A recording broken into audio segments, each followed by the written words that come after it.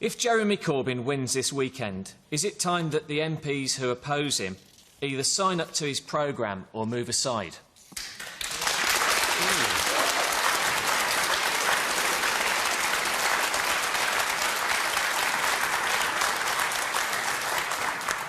Ms Kendall, you're not a supporter, exactly. What do you think we should do? Well, I voted for Owen Smith in this leadership election, and I hope that he wins.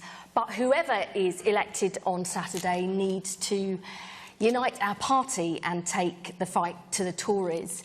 And does that mean you would or wouldn't sign up to Jeremy Corbyn's programme? You know, whoever is elected, I don't think that I'd put myself forward to serve in the shadow cabinet. We have got some great people who can take the fight to the Tories, but we also need, I think, to do some serious long-term thinking about the future of our party and what we've got to offer to the country, and that's what I'll be focusing on over the coming years. Ted Woodley, you asked the question. What's your view? I'm not a member of the Labour Party, but I do support a lot of Jeremy Corbyn's socialist policies. And I find what's happened with the growth in the Labour Party extraordinary. And I just think that the growth in the membership of the party. Yeah, the growth of the membership of the Labour Party. And I just can't see how it's compatible having politicians like, with respect, Liz Kendall, who, in my opinion, represent the past, the period of the Labour Party's, well, one of their worst periods during the Tony Blair time. Won 3 general elections. I don't see. Well, you lost over 4 million votes during that time. The gap between rich and poor ballooned during New Labour's time. I think that there's a whole layer of young people and working class people who see Jeremy Corbyn as not perfect, but offering something different and having a bit of a different view of politicians in general, and that has to be welcomed. And do you think that?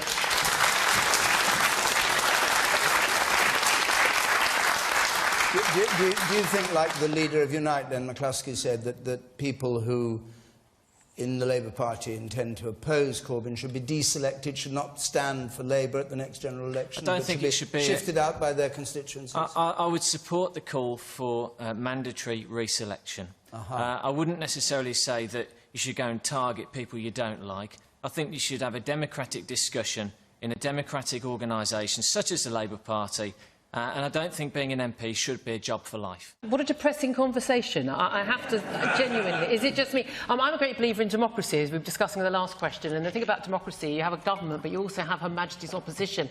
And the reality is that the Labour Party needs to make a decision right now whether it wants to be a serious alternative government in waiting or a Friday night Marxist book club. It can't be both. The reality is you ask Labour Party members to vote for socialism. Imagine everyone's surprise. They vote for socialism. But the British people aren't going to vote for a socialist government. It's not going to happen. It's never going to happen. And it's absolute pie-in-the-sky politics to think it will.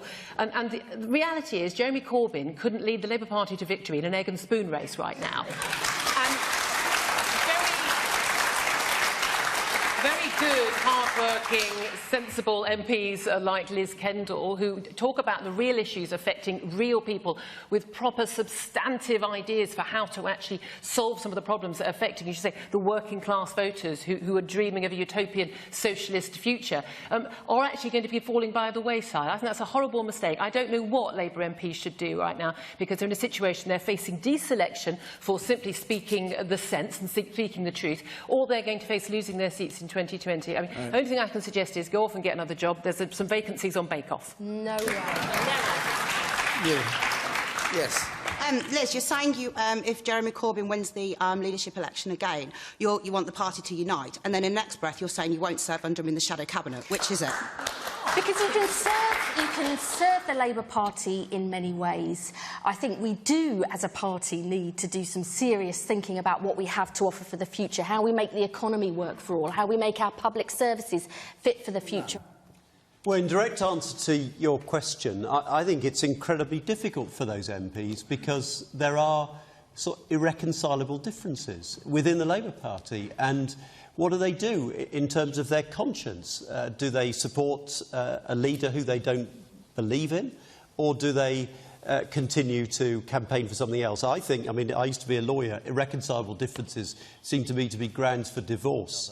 There is no sense that people are going to be splitting in the Labour Party. Let me make that clear. You know, what my message is to many Labour members who are worried about what's happening is, you know, don't split and we won't quit. But David, surely those who want an alternative to the Tories, surely we have to focus on how we build a progressive force that in 2020 stands a chance of winning an election against the Tories. Well, to go back to the question, I think that if he wins, it is absolutely crucial for the party to unite behind him for the reasons that Norman has said, because over the last few months, essentially, we've seen the government getting away with huge amounts in terms of rolling back the state, privatising the NHS, going ahead with the Brexit in a way that's completely unaccountable, ignoring climate change. You know, they are making the lives of my constituents in Brighton very, very miserable. So you're the saying idea that of not having Liz has to sign up to Jeremy Corbyn's programme. That was the question. I think Labour, including Liz, does need to sign up to that. I mean, she said that she supports Owen Smith. There's actually not that much difference between what Owen Smith is saying on a vast number of policies and what Jeremy Corbyn is saying. But I think the crucial thing something is, that you felt was against your principles and your values, I want to say that I think, as well as uniting, what Labour needs to do is to be a bit bolder, because Norman is right, whoever their leader is, the chances of Labour winning the next election with an outright majority are vanishingly small.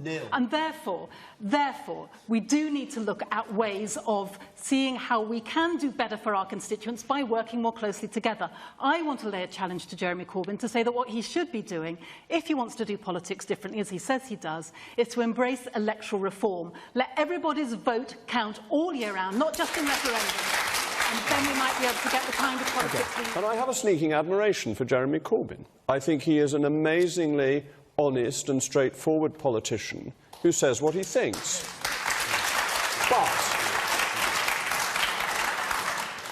But what he thinks is both dangerous and unelectable. And if the Labour Party... This election shows that Labour is now a serious risk to our national security, to our economic security, and to the security of your family. It would be dangerous for our national security. It would ruin our economy. It is a really dangerous programme for the nation.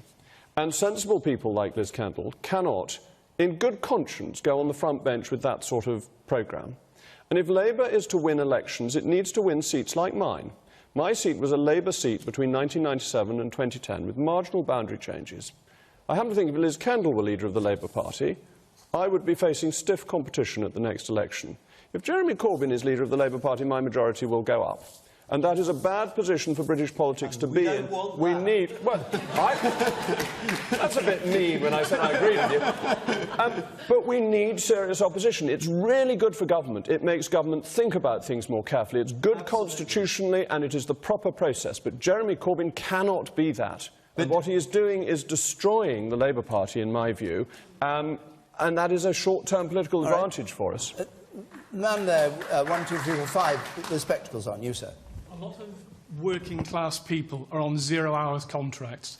Jeremy Corbyn's 10 pledges include an end to zero-hours contracts. A lot of working-class people are in poor quality, high-rent, privately owned housing. Jeremy Corbyn has said 500,000 council houses.